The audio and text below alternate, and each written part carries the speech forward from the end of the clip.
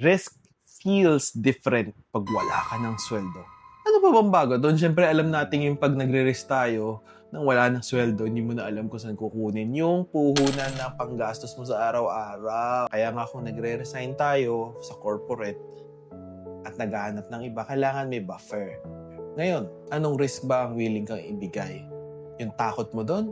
Or yung opportunity na pwede kang kumita na mas malaki kasi may mabibuild kang skills na may ino-offer?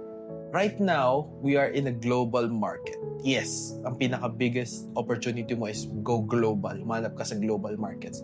Because hindi ka basta-basta sasahuran ng typical dito sa corporate. Now, being a freelancer, as they say, you can offer between $4 to $5 per hour depending sa mga type of jobs and syempre depending sa job market na pinasok mo.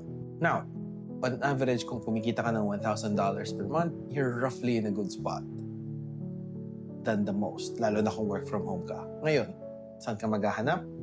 Pag-usapan natin down below kung gusto nyo pang pag-usapan natin ng freelance opportunities and saan naghahanap ng trabaho. See you in the next video.